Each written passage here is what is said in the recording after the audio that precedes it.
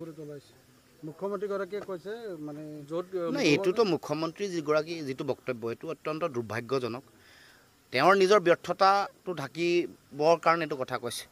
য'ত তেনেকুৱা ধৰণৰ ঘটনা ঘটিছে তাত যিসকলে এই কাম দুষ্কাৰ্য কৰিছে তেওঁলোকক ধৰিব লাগে, কঠোৰৰ পৰা কঠোৰতম ব্যৱস্থা গ্ৰহণ কৰিব লাগে।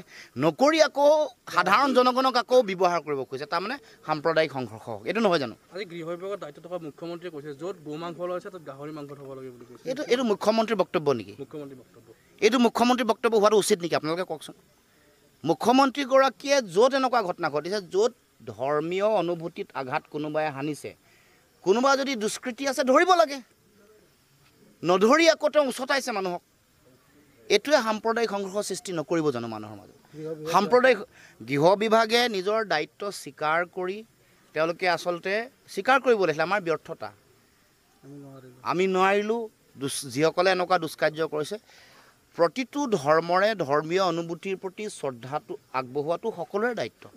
কোনো উচতনিমূলক মন্তব্য দিয়াটো দুৰ্ভাগ্যজনক, আইন বিৰোধী। উচ্চতম ন্যায়ালয়ে কৈছে যে কোনোবাই যদি এনেকুৱা ধৰণৰ সাম্প্ৰদায়িক উচতনিমূলক বক্তব্য দিয়ে, য'ত দিছে সেইখন থানাই চৌমতো কেছ কৰিব লাগে।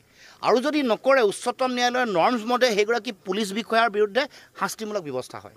এইটো আইনে কোৱা কথা, উচ্চতম ন্যায়ালয়ে কোৱা কথা। আমি সদায় সাম্প্ৰদায়িক সমন্বয় আৰু সম্প্ৰীতিটো আমি বিচাৰোঁ।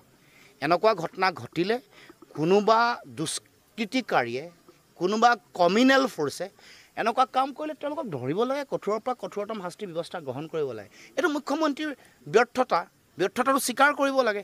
আৰু ব্যৰ্থতা ঢাকিবৰ কাৰণে আজি আকৌ এচামক উচতনি দিছে যে আমুক কৰা তোমালোকে, কৰিলে যাতে সাম্প্ৰদায়িক সংঘাত আৰু সংঘৰ্ষ হয়, ৰক্তপাত হয়, আৰু যিটোক অৱলম্বন হিচাপে লৈ ২৬ত নিৰ্বাচনী বৈতৰণি পাৰ হ'ব। এইটো কথা বুজি পাবলৈ মানুহৰ বাকী নাই।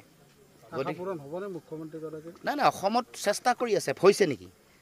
বহুত চেষ্টা কৰি আছে, পাৰিছে নেকি? যোৱা ৪ বছৰে সাম্প্ৰদায়িক সংঘাত লগাবৰ কাৰণে মুখ্যমন্ত্ৰীয়ে কত কি কৰা নাই?